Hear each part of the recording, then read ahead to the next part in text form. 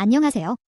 행복을 전해주는 굿뉴스입니다. 6월 첫째 주 화요일 어떠한 소식이 있는지 같이 알아볼까요?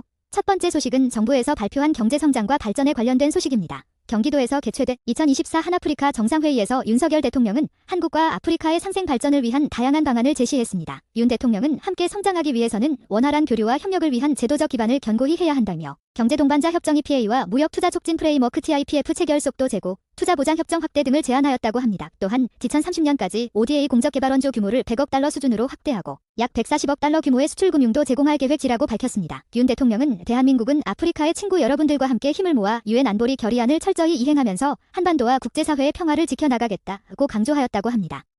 특히 최근 북한의 군사 도발에 대해 지극히 비상식적인 도발이라고 비판하며 국제사회와의 연대를 통해 평화를 지키겠다고 밝혔습니다. 윤 대통령은 아프리카는 젊고 역동적이며 자원이 풍부하고 한국은 첨단 기술과 다양한 경험을 보유하고 있다며 서로의 장점을 결합해 지속가능한 해법을 찾아야 한다고 강조하였습니다.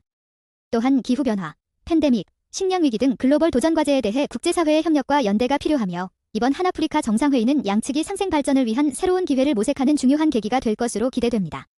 두 번째 소식 대한민국 K-팝의 자랑 뉴진스 걸그룹에 대한 소식입니다. 그룹 뉴진스가 신곡 하우 스위트로 미국 빌보드 주요 차트에 진입했다고 합니다. 빌보드에 따르면 뉴진스의 하우 스위트가 글로벌 차트에서 7위를 기록하였으며 이 곡은 일주일간 스트리밍 4,280만 회, 음원 판매 5,000건 이상을 기록하는 성과를 거두었다고 합니다. 이는 뉴진스 통산 5번째 글로벌 톱10곡이며 수록곡 버블 검도 같은 차트에서 18위를 차지했다고 합니다. 빌보드 글로벌 차트는 전 세계 200개 이상 지역의 스트리밍과 음원 판매를 반영하는 지표로 대중음악 시장 트렌드의 지표라고 할 수 있습니다. 또한 국내 주요 음원 차트에서도 뉴진스의 인기가 지속되고 있는데 하우 스위트와 버블검은 멜론, 벅스, 플로 등의 음원 차트에서 3위를 차지하며 꾸준한 사랑을 받고 있습니다. 더 나아가 뉴진스는 하우 스위트 발매 기념 오프라인 팝업 스토어를 개최할 예정이며 팬들과 더 소통할 수 있는 기회도 많이 만들어질 것 같습니다.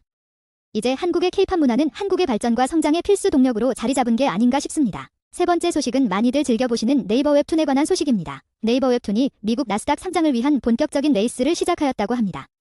네이버 계열사가 상장에 나서는 것은 이번이 처음이며 업계에서는 네이버 웹툰의 기업 가치가 약 5조 원에 이를 것으로 예상하며 기대하고 있다고 합니다.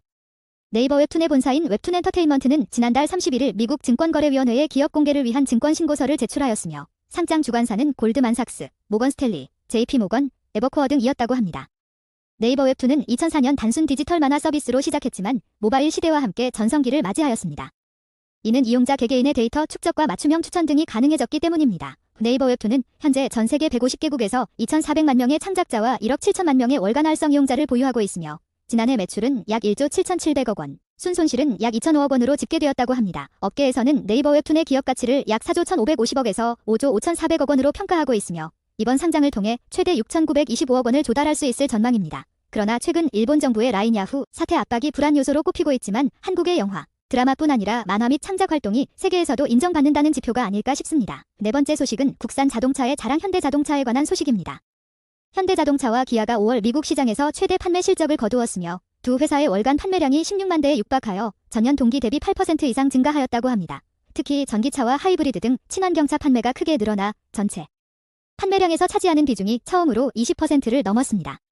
자세하게로는 현대차의 친환경차 판매는 46.5% 증가했고 기아의 전기차 판매는 127.1% 급증하였다고 합니다. 현대차의 베스트셀링 모델은 아이오닉 5였고 기아에서는 EV 유관이로 EV가 좋은 성과를 냈다고 하며 하이브리드 차량 중에서는 투싼, 스포티지, 산타페 등이 최고의 인기를 끌었습니다. 내연기관 차량 중에서는 현대 투싼과 기아 스포티지가 각각 역대 최대 월간 판매 기록을 세웠다는 소식입니다. 이처럼 현대차와 기아는 친환경차와 레저용 차량 등 고부가가치 차종 판매 증가로 5월 미국 시장에서 큰 성과를 거두었다고 합니다. 이는 두 회사의 지속적인 판매 증가세를 보여주는 것으로 앞으로의 미래 친환경 자동차 사업에도 기대되는 부분입니다. 마지막 다섯 번째 소식은 마음이 따뜻해지는 기부금 소식입니다. 동서식품이 여름을 맞아 이웃돕기 성금 약 1억 원을 네이버 해피빈에 기탁하였다고 합니다.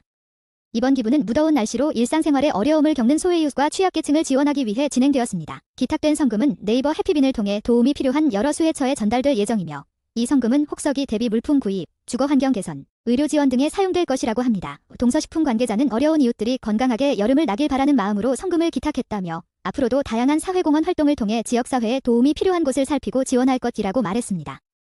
동서식품의 이번 기부 행사는 지역사회의 어려운 이웃들을 위한 기업의 사회적 책임을 보여주는 좋은 사례라고 생각합니다.